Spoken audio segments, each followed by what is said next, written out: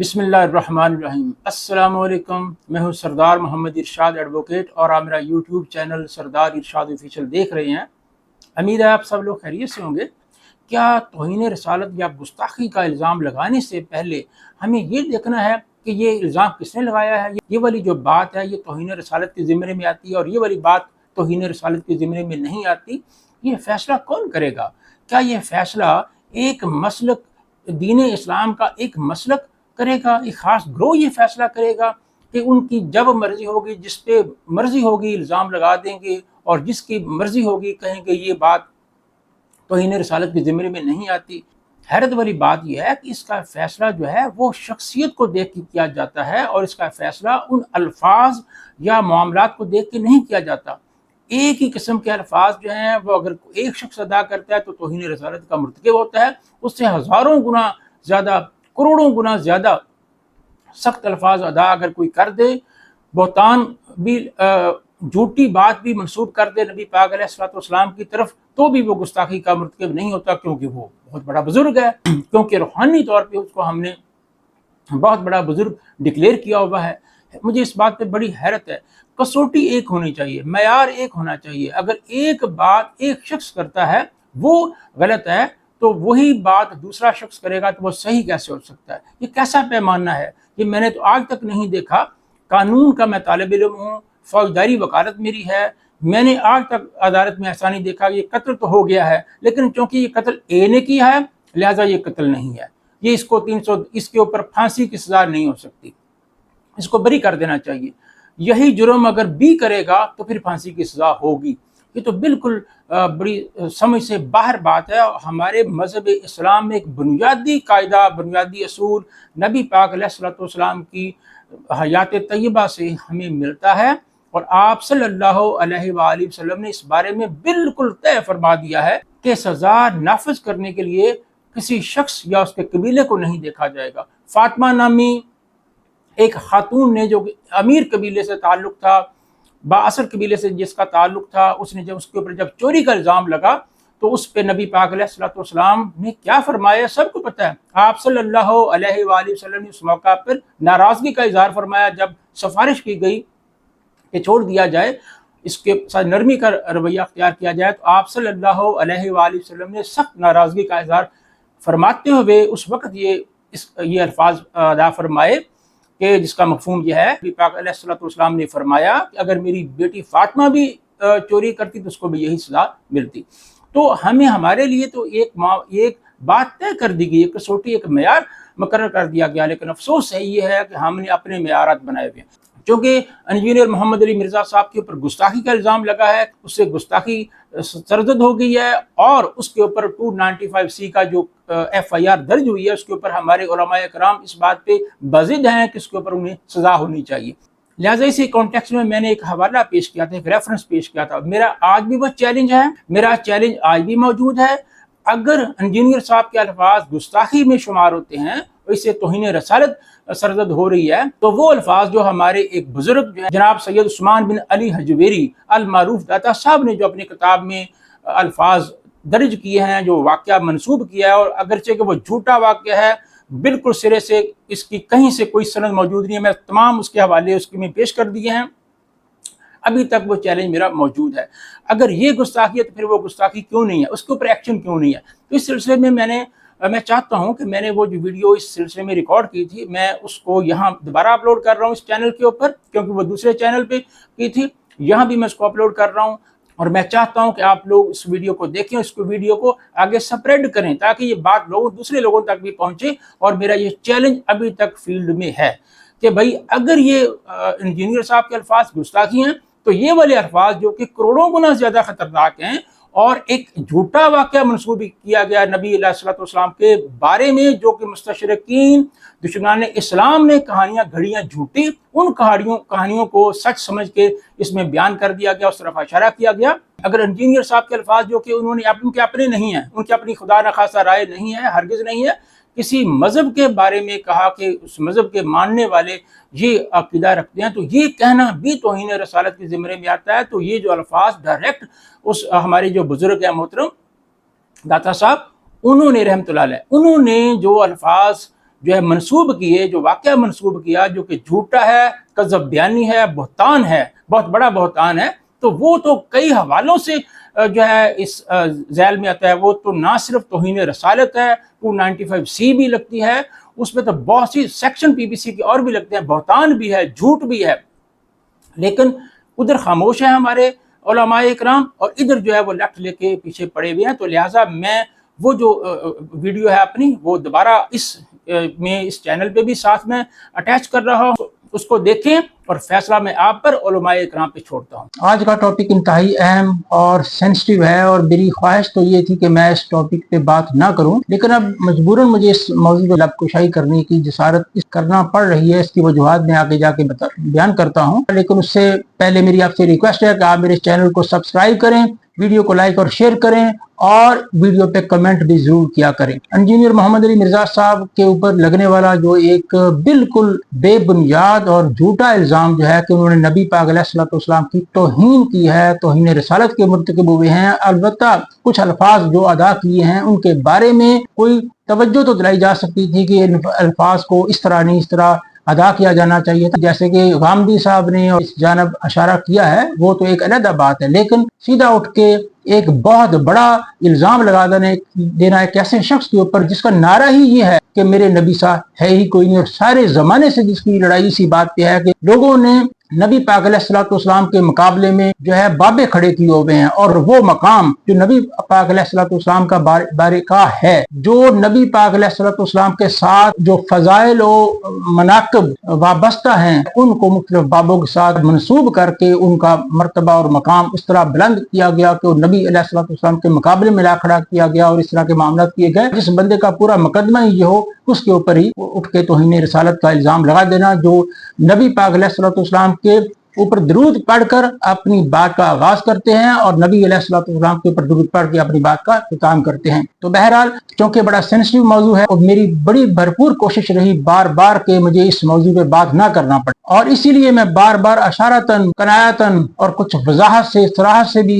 اس طرف توجہ دلاتا رہا. لیکن ہمارے علماء اکرام کا ایک خاص گروہ جو ہے, یا ایک خاص مسلک جو ہے, تمام علماء اکرام نہیں, میں دین اسلام کے ایک مسلک کے علماء اکرام کی بات کر رہا ہوں کہ وہ تلے ہوئے اس بات کے اوپر کہ ہر صورت میں انجینئر صاحب کے اوپر یہ الزام جو لگایا ہم نے, اس کے اوپر انہیں سزا ملنی چاہیے. اصل مدعا اس میں یہ ہے, یہ الفاظ توہین رسالت کے زمرے میں آتے ہیں.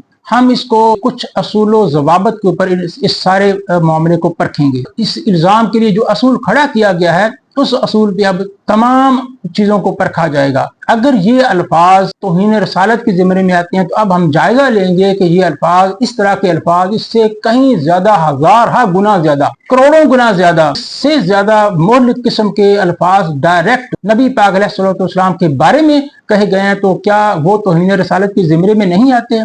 جن لوگوں کی رگے حمیت اور رگے غیرت جو ہے وہ پھڑک اٹھی ہے اس بات پہ کہ یہ جو چند الفاظ ادا کیے گئے ہیں یہ نبی پاک علیہ الصلوۃ والسلام کے شایان شان نہیں ہیں, ایسے الفاظ نہیں کہے جا سکتے, کہ اگرچہ کہ وہ الفاظ انجینئر صاحب کی ذاتی رائے نہیں ہیں, ڈائریکٹ نہیں انہوں نے کہے, کوئی ایسی بات نہیں کہی, کسی مذہب کے حوالے سے کہے, اور اس پہ یہ کہا گیا کہ یہ ایسا کرنا بھی غلط ہے. اور پھر یہ بھی دلیل دی گئی کہ اگر کسی مذہب میں, کسی فرقے, کسی گروہ, کسی شخص نے اس طرح کی کوئی بات کی ہو تو اس کا حوالہ دینا بھی جو ہے وہ گستاخی کے زمرے میں آئے گا. چلو ٹھیک ہوگی بات. اب اسی اصول کو مد نظر رکھتے ہوئے میں اس موضوع پہ بات کرتے ہوئے کچھ حوالے پیش کروں گا, ایسے ثبوت آپ کے سامنے رکھوں گا جن کی تردید ناممکن ہے. اس کے بارے میں انجینئر صاحب نے بہت سی ویڈیو ریکارڈ کروائی ہوئی ہیں, وہ ان کے ریکارڈ پہ ہیں, آپ وہاں جا کے اس کی پوری تفصیل دیکھ سکتے ہیں. میں یہاں صرف اس کا حوالہ دوں گا. میرے نزدیک اس کو بیان کرنا بھی مناسب نہیں ہے, اور میں اس کو انتہائی بڑی جسارت اور گستاخی سمجھتا ہوں. لہٰذا میرے لیے ممکن نہیں ہے کہ میں ان الفاظ کو دہراؤں, یا میری زبان جو ہے وہ ان الفاظ کو دہرانے کی متحمل ہی نہیں ہو سکتی. اب اصول آپ نے یہی رکھنا ہے, اسی اصول پہ ہم پرکھیں گے. بہت سے حوالہ جات میرے پاس ہیں, لیکن صرف ایک حوالہ آج میں اس میں پیش کروں گا. باقی حوالے میں آنے والے دنوں میں پیش کر سکتا ہوں, اس کے اوپر بھی بات ہو سکتی ہے, لیکن ایک حوالہ میرے خیال میں کافی ہے. برصغیر پاک و ہند میں ایک بہت معروف بزرگ ہیں جناب سید علی بن عثمان حجویری رحمۃ اللہ علیہ, المعروف داتا صاحب, داتا گنج بخش رحمۃ اللہ علیہ. ان کی معروف کتاب ہے کشف المحجوب. اس کے اندر انہوں نے دو واقعات لکھے ہیں.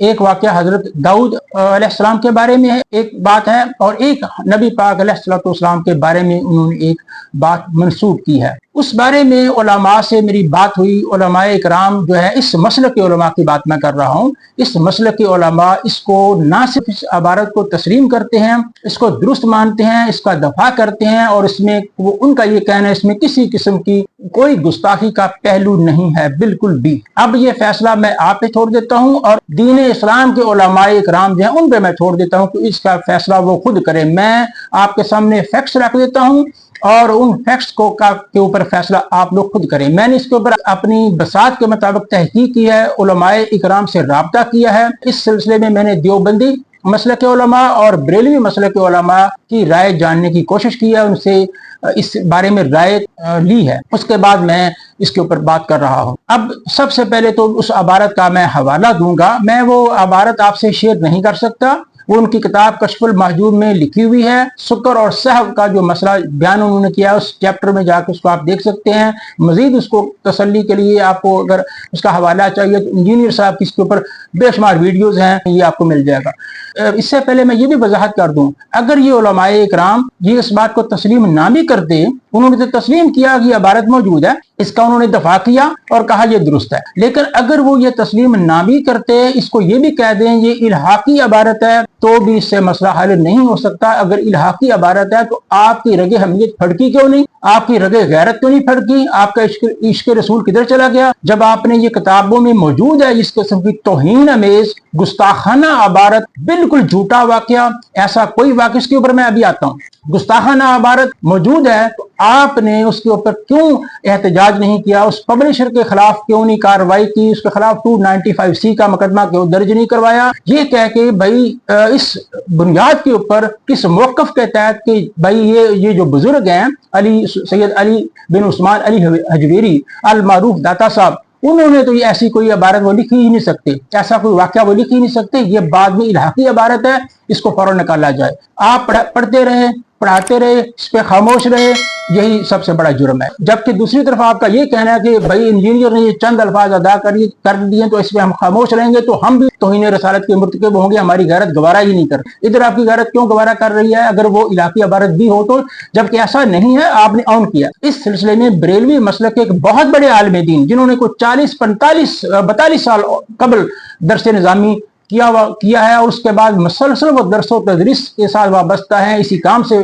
शोबा से वाबस्ता है, दीन की तालीम और तरबियत और दीन को पढ़ने पढ़ाने में मशगूल हैं, उनका ये कहना है, उन्होंने पूरी वो फारसी की जो किताब कश्फुल महजूब असल किताब है, फारसी का जो नुस्खा है, उसमें से उन्होंने पूरी इबारत वर्ड बाय वर्ड मेरे सामने जो है वो तर्जमा किया, पूरी तशरीह की, और उनका जो ऊपर मौक़िफ़ है वो मैं आपके सामने बता देता हूँ। नाम ज़ाहिर है मैं उन मोहतरम काबिल एहतराम आलिम दीन का नहीं ले रहा, वैसे हवाला मैं दे रहा हूं कि वो उन्होंने मेरे साथ जो इबारत शेयर की और वो बताया उसके मुताबिक उस जो वाक़े का उस शुक्र और सहफ की बात को साबित करने के लिए सैयद उस्मान बिन अली हजवेरी अल मारूफ दाता साहब रहमतुल्लाह अलैह ने जो वाक़या बयान किया, वो वाक़या पहली बात जब ये वाक़या उन्होंने बयान कर दिया तो मैंने उनसे जो है पूछा कि उन्होंने कहा मैंने इसका रेफरेंस क्या है, उन्होंने बताया ये कुरान पाक में ये वाक़या है और हदीस में भी है। कुरान पाक का तो अजमालन सा जिक्र हुआ, इसकी कोई तफसील ज़ेर बहस नहीं आई कि कहाँ पे है, किस तरीके से है, लेकिन अहादीस का मैंने स्पेसिफिकली पूछा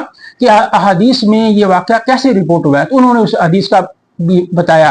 उन्होंने कहा जी अगरचे कि मुझे रेफरेंस देना, मैंने कहा रेफरेंस भी बताएं, तो उन्होंने कहा रेफरेंस मुझे देखना पड़ेंगे, लेकिन वाक़या उन्होंने मेरे पूछने पर बता दिया कि वाक़या यूं है जैसे इसमें बयान किया है, मिलता जुलता वाक़या उन्होंने बताया कि ऐसे हुआ एक बार, जिसके जो है पस मंजर में ये मामला हुआ ऐसा। तो मैंने कहा ठीक है, इसके ऊपर मैं फिर जाहिर है मुझे अब रेफरेंस चेक करना पड़ेगा, मैं देखूंगा। इस बात पे वो किसी हद तक बल्कि काफी हद तक नाराज हुए कि आप यानी कि मेरे इस बात के ऊपर किसका मैं अब आपने वाकया बता दिया, अब मैं इसका रेफरेंस चेक करूंगा। इस बात पे वो नाराज हुए, नाराजगी का इजहार किया, यानी कि उन्हें ये बात नागवार गुजरी कि मैं इसका रेफरेंस चेक करूंगा। बहरहाल मैंने उसका रेफरेंस बाकायदा चेक किया, उस पूरे कुरान पाक में ये बात कहाँ वारद हुई है, अल्लाह ताला ने इस बारे में क्या इरशाद फरमाया, उसमें मुफस्सिरीन की जो है वो क्या राय है वो भी मैं आपके सामने रखता हूँ, और अहादीस में ये वाक़या कैसे मज़कूर हुआ वो भी मैं आपके सामने रखता हूँ। मैंने इस सिलसिले में उलमाए किराम देवबंदी मसलक और बरेलवी मसलक के उलमाए किराम से रब्ता किया, उनकी भी राय इसमें ली। और पहले जो मैं आपको जो कुरान पाक की तफासीर है मुख्तलिफ, उस सब को मैंने उनकी ऊपर रिसर्च की, देखा, जो मैंने मुतालिया किया, जो बातें मेरे इल्म में आई वो मैं आपसे शेयर कर देता हूँ। सबसे पहले तो जितने मुफस्सिरीन इकराम हैं सब ने वो वाक़या जो हमारे मोहतरम आलिम बयान कर रहे हैं वो बिल्कुल सिरे से झूठा है, मन घड़त है, इसकी जो है वो बिल्कुल कहीं से कोई सनद नहीं है। वो बात तो उन्होंने बहरहाल जैसे भी बयान की वो उनका मामला है, अल्लाह ताला का मामला है। उन्होंने इसी हदीस पाक से कहा, यह हदीस की किताबों में ऐसा है, अगरचे के हवाला तो उन्होंने नहीं दिया, मैं कहूँगी फला उन्होंने कहा हदीस में है, उन्होंने कहा वो तो मुझे रेफरेंस देखना पड़ेंगे, लेकिन हदीसों में इस तरह का वाक़या आया है और वाक़या उन्होंने बयान किया हदीसों में, इस हदीस में ये वाक़या आया है। अब एक आलिम दीन जिसने दरसे निज़ामी किया हुआ है आज से 42 साल पहले और मसलसल वो पढ़ने पढ़ाने में मशगूल है, अब ऐसे आलिम दीन से इतनी बड़ी चूक हो जाए, उसे यही ना पता हो कि हदीस में जो वाक़या बयान कर रहा है वो ये वाक़या ही वो गलत है, झूठा है। एनीवे,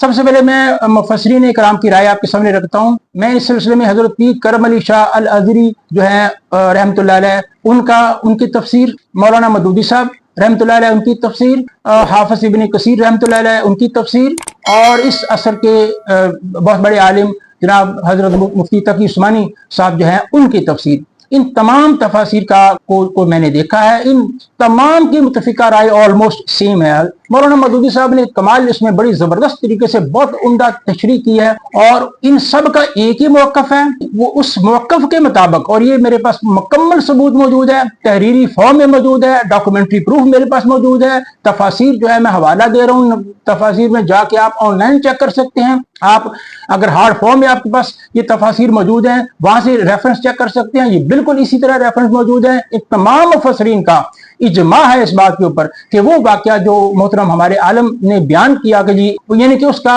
यानी जैसे सैयद अली हजवेरी रहमतुल्लाह अलैह ने वाक़या, यानी कि जो बात उसके अंदर थी, उसका जो उससे मिलता जुलता वाक़या जो बयान किया हमारे मोहतरम आलिम ने, वो बिल्कुल सरासर झूठा है। मैं इसमें इसकी सनद पे तो अभी आता हूँ, हदीस में ये कैसे वारिद हुआ है, कौन कौन सी हदीस में किस तरीके से आया है, वो उस पे मैं बाद में आता हूँ। लेकिन हमारे तमाम मुफस्सिरीन की मुतफिका राय जो है उसके मुताबिक उस तरह का कोई वाक़या नहीं हुआ, ऐसा कोई बात नहीं है। ये जो हज़रत ज़ैद बिन हारिसा रज़ियल्लाहु ताला अन्हु का और हज़रत ज़ैनब रज़ियल्लाहु ताला अन्हा का जो मामला था, फिर बाद में हुज़ूर सल्लल्लाहु अलैहि वसल्लम ने उनके साथ जो निकाह फरमाया, इसका इस वाक़े से कोई सिरे से ताल्लुक नहीं है, कोई शायबा भी नहीं है, वो सरासर झूठा वाक़या है, सरासर कज़ब बयानी है, सरासर झूठ है, उसका कोई इस्लाम के ऐसे वाक़या से ताल्लुक नहीं है। और 5 मैंने जो आपके सामने मुफस्सिरीन इकराम की राय पेश की है, इनका जिक्र किया है, इन तमाम की राय एक ही है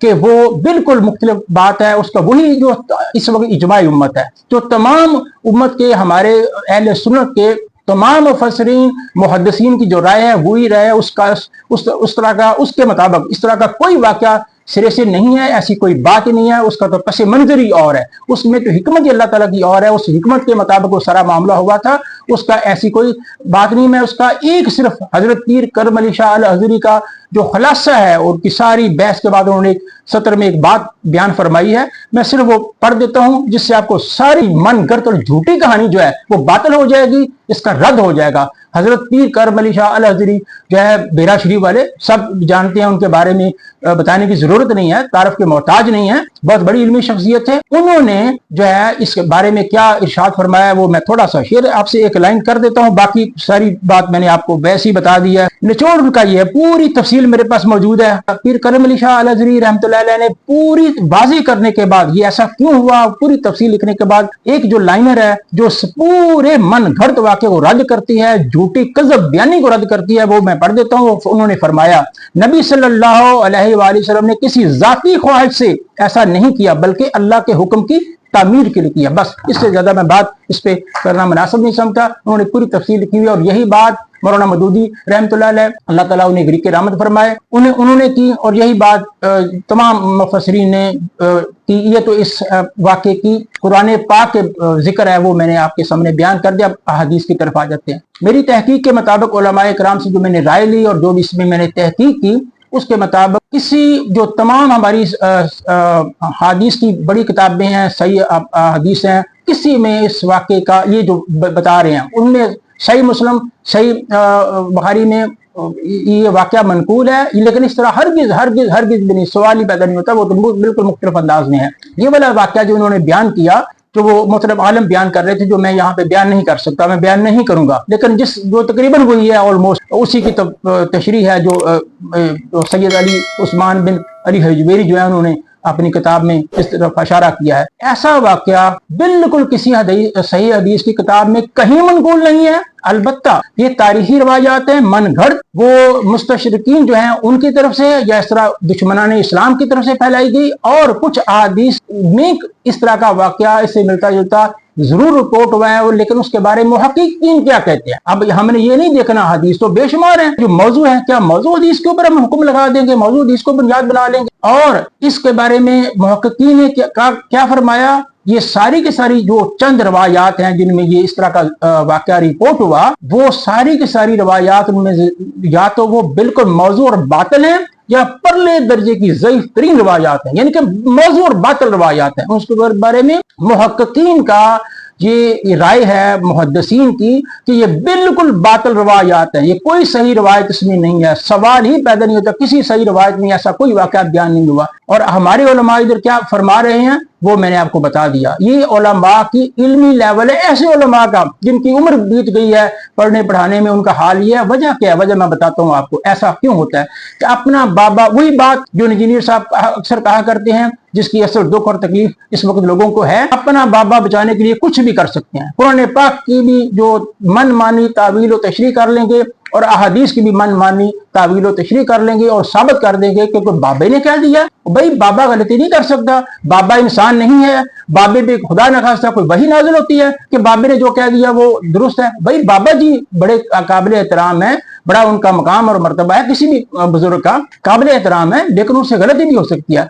उनकी किताब में कोई गलत इबारत इलाके भी हो सकती है जो किसी ने शरारत से दाखिल कर दी हो, ऐसा भी मुमकिन है। 100% मुमकिन है कि उन्होंने ये इबारत लिखी ही ना हो, उनके इल्म में ही नहीं है, लेकिन बाद में किसी ने दाखिल कर दी।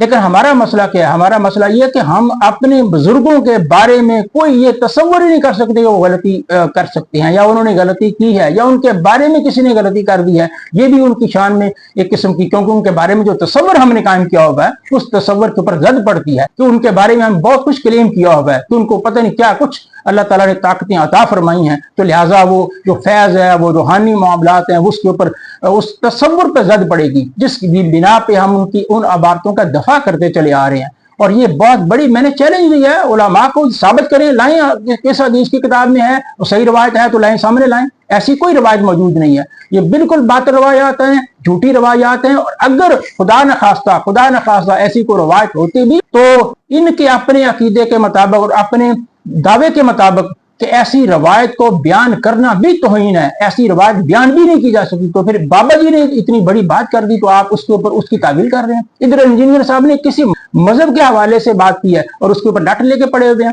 एक असूल बनाएं और उस असूल पे कायम रहें। ये महज मट्टी के मादू समझ लेना हर बंदे को कि जो पढ़े लिखे लोग हैं वो भी मट्टी के मादू हैं, वो भी आपके मरीदों की तरह, आपके मदारस में पढ़ने वाले शागिर्दों की तरह आपके आगे सर हिला के जो है जी जी करते रहेंगे।